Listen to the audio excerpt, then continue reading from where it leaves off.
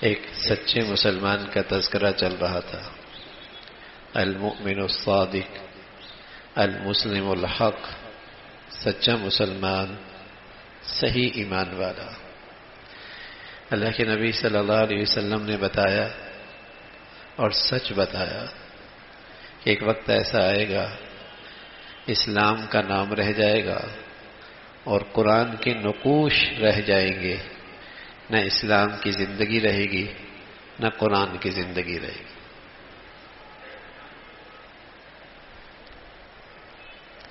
اللہ کے نبی صلی اللہ علیہ وسلم نے جو بتایا وہ سچ بتایا. سیأتی علی الناس زمان، ایک وقت ایسا آئے گا اسلام کا نام رہے گا، اسلام نہیں رہے گا، اسلام کی زندگی نہیں رہے گی، قرآن کے الفاظ نقوش رہ جائیں گے، قرآن مجید کی زندگی کہیں نظر نہیں آئے گی. حضرات صحابہ رضوان اللہ علیہم اجمعین جب کسی سے پوچھتے کہ قرآن کیا ہے تو وہ کسی بھی مسلمان کی طرف اشارہ کر دیتے، قرآن دیکھنا ہے تو اس کو دیکھ لو، یہ چلتا پھرتا اس کی زندگی قرآن ہے. قرآن کی تفسیر اس کی صبح شام رات دن کی زندگی ہے. حضرت عائشہ رضی اللہ تعالی عنہا آپ سے پوچھا گیا حضور علیہ الصلوۃ والسلام کے اخلاق، فرمایا قرآن میرے نبی کے اخلاق. الفاظ میں دیکھنا ہے میرے نبی کے اخلاق تو قرآن میں دیکھ لو، اور قرآن کی اخلاق دیکھنے ہیں تو میرے نبی کی زندگی دیکھ لو.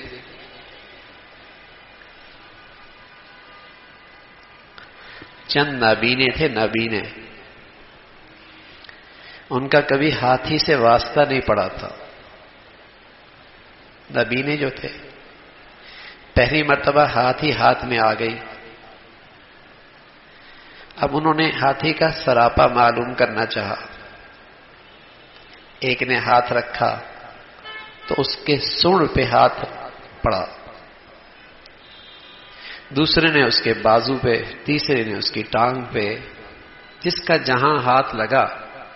کسی نے پوچھا ہاتھی کیسا تھا؟ ایک کہنے لگا ربڑ کی طرح تھا. اس نے اس سونڈ کو پورا ہاتھی، سراپا ہاتھی سمجھ لیا. نبی نے جو تھے جہاں ہاتھ پڑا وہی. کسی نے کہا ایک سیدھی سی چیز تھی، کسی نے دم پہ ہاتھ رکھا، اس نے کہا یہی ہاتھی تھا. تو میرے عزیزوں مسلمان جب اسلام کے بارے میں نابینے ہو گئے کہ نہ تو اسلام کا صحیح علم ان کے پاس آیا، نہیں انہوں نے اپنے گھروں اور اپنے آباء و اجداد کی زندگی میں صحیح اسلام دیکھا، تو جس کے ہاتھ میں جتنا اسلام آیا اور دیکھا اسے سمجھا سارا اسلام یہی ہے. نبی نے جو ہے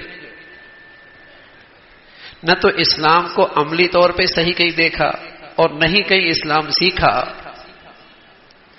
اب جتنا ہاتھ آ گیا اس نے دیکھا کہ صرف ابا عید کی نماز پڑھتے ہیں، اس نے سمجھا اسلام اسی کا نام. کسی نے دیکھا ابا صرف جمعہ پڑھتے ہیں، اس نے سمجھا اسلام اسی کا نام ہے. کسی نے سمجھا پیدائش کے وقت کچھ رسم و رواج اسلام کی ہو جاتی ہیں، جب مرتے ہیں تو جنازہ، اس نے کہا اسلام اسی کا نام ہے. کسی نے کہا روزہ آتا ہے رمضان تو روزے رکھتے ہیں، حج کا موسم آتا ہے تو حج پہ چلے جاتے ہیں، کچھ نماز، اسلام اسی کا نام ہے. جس نے جس کے ہاتھ میں جتنا آیا اسی نے اسی کو سراپا اسلام سمجھ لیا اور مطمئن ہو گئے. مطمئن ہو گئے. ہر شخص جتنا اس کے ہاتھ میں مطمئن ہے کہ بہت اچھا مسلمان ہے. جمعے والا بھی مطمئن ہے، عید والا بھی مطمئن ہے، اور جس کا سارا دین صرف عبادت تک ہے، نماز روزہ زکوٰۃ بس، وہ بھی مطمئن ہے اپنے اسلام سے. صحابہ رضوان اللہ علیہم اجمعین ان کے سامنے اسلام کی صحیح تصویر تھی، اور وہ کون تھے؟ محمد رسول اللہ. جب آپ کی زندگی ان کے سامنے تھی اور اسلام کے اس سانچے میں اپنے آپ کو جب ڈھالتے تو رویا کرتے تھے اور کہا کرتے تھے نافق حنظلہ، نافق حنظلہ، حنظلہ تو منافق ہو گیا. رویا کرتے تھے، کیونکہ ان کے سامنے اسلام کا صحیح سانچہ تھا، اور اس میں ذرا بھی اپنے اندر کمی پاتے تو کہتے ہیں نافق حنظلہ، نافق حنظلہ، حنظلہ تو منافق ہو گئے۔ حضرت عمر رضی اللہ تعالیٰ عنہ حضرت حذیفہ سے کہنے لگے جب اللہ کے نبی دنیا سے تشریف لے گئے، حذیفہ میں یہ آپ سے نہیں کہتا کہ اللہ کے نبی نے تجھے مدینہ کے کن منافقین کے نام بتائے ہیں، بس صرف یہ پوچھنا چاہتا ہوں ان میں میرا نام تو نہیں ہے۔ اللہ اکبر، اللہ۔ حضرت عمر وہ ہیں رضی اللہ تعالیٰ عنہ، حضور فرمایا کرتے تھے اگر میرے پاس میرے بعد بھی اگر نبوت کی تقسیم جاری رہتی تو عمر نبی ہوتے، عمر نبی ہوتے رضی اللہ تعالیٰ عنہ۔ ان کے سامنے سراپا اسلام تھا نا، دیکھا تھا انہوں نے اسلام، اسلام اس کا نام ہے۔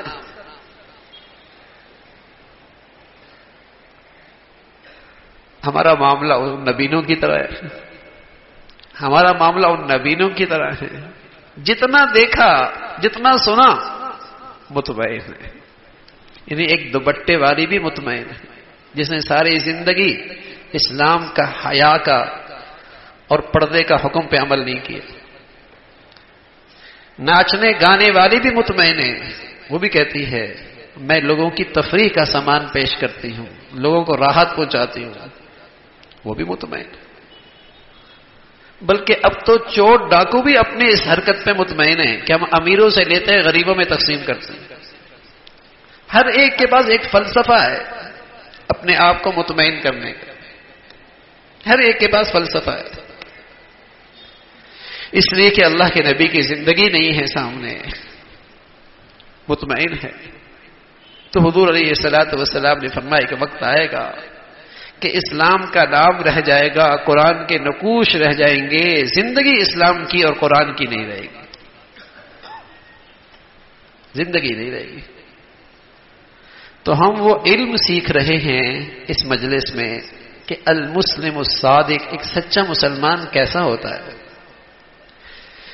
المؤمن الحق، ایک سچا ایمان والا ہوتا کیسا ہے، اس کا اللہ تعالی سے تعلق، اس کا اپنی ذات سے تعلق، اس کا مخلوق سے تعلق، اس کا اپنوں سے تعلق، اس کا بیگانوں سے تعلق، کیسا ہوتا ہے وہ؟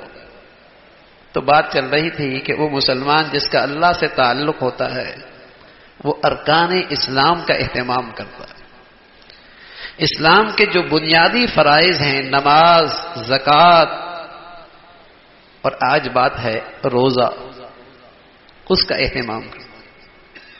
مسلمان رمضان کے مہینے کو عام 11 مہینوں کی طرح نہیں گزارتے،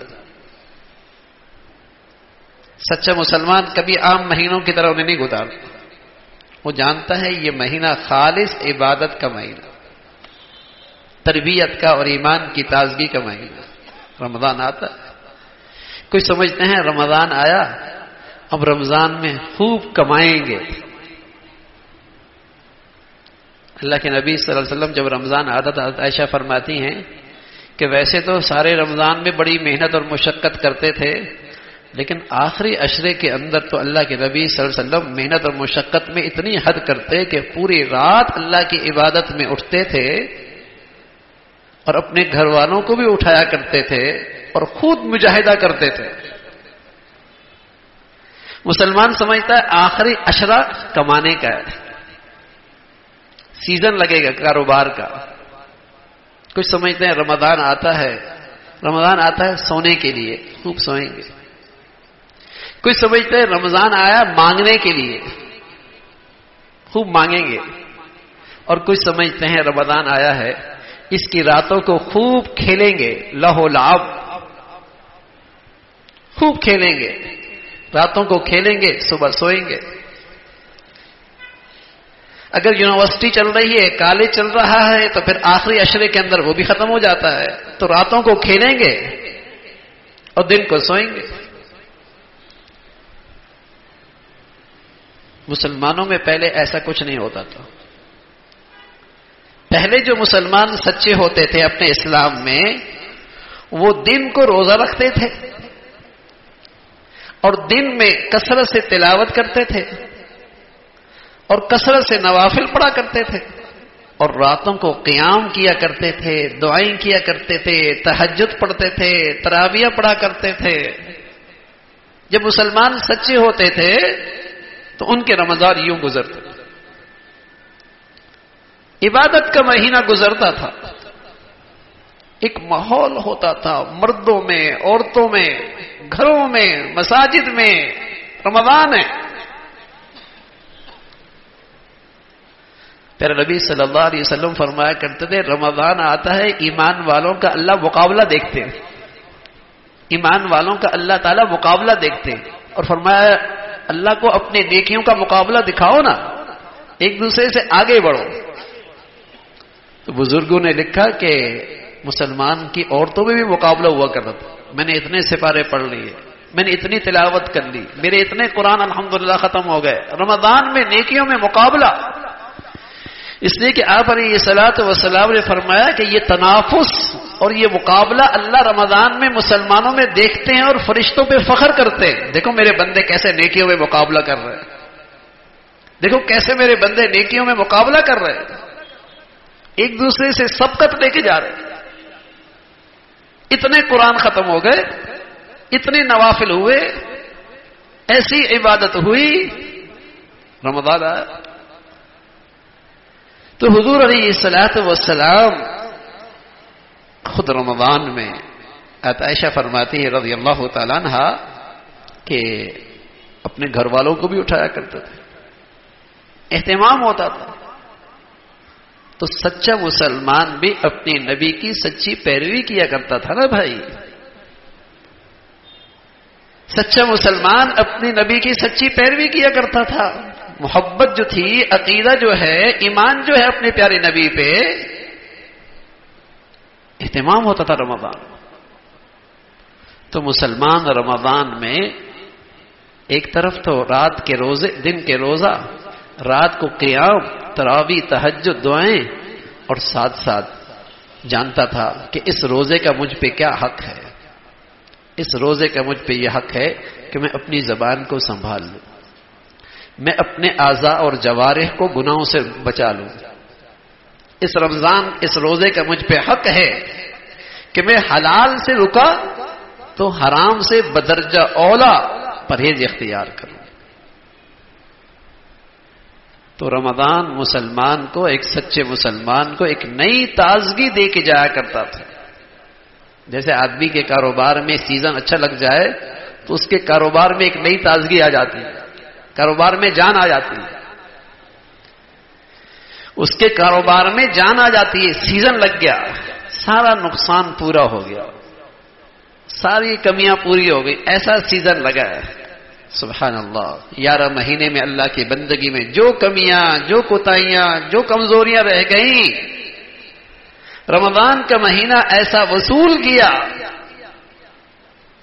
کہ ساری کمیاں پوری ہو گئی، خوب سیزن لگا، اور ماشاءاللہ اس کی ایمانی زندگی میں جان آ گئی، اس کی ایمانی زندگی میں جان آ گئی۔ پھر ایک سچا مسلمان جس طرح نماز فرائض کا اہتمام کرتا ہے تو نفلی نمازوں کا بھی اہتمام کرتا ہے، جس طرح زکوٰۃ کا اہتمام کرتا ہے نفلی صدقات کی بھی کثرت کرتا ہے، اور جس طرح رمضان کے روزوں کا اہتمام کرتا ہے نفلی روزوں کا بھی اہتمام کرتا ہے۔ آپ علیہ الصلوۃ والسلام فرمایا کرتے تھے جس نے شوال میں 6 روزے رکھے، رمضان کا روزہ، مہینے کا روزہ رکھا، اس نے ایسا جیسے پورے سال کے روزے رکھے۔ محرم کا روزہ آیا، عرفہ کا روزہ آیا، ہاں، تو ان روزوں کا بھی اہتمام کیا کرتا ہے مسلمان، جو کہ فرائض میں اگر کمی پیشی رہ گئی نفلی نماز سے پوری ہو جائے گی، نفلی صدقات سے پوری ہو جائے گی، نفلی روزوں سے پوری ہو جائے گی۔ تو مسلمان رمضان کے روزوں کا، فرائض کا، ارکان اسلام کا ایسا اہتمام کرتا تھا۔ اللہ تعالی ہم سب کو سچے مسلمان کی صفات اور آپ کے اعمال نصیب فرمائے۔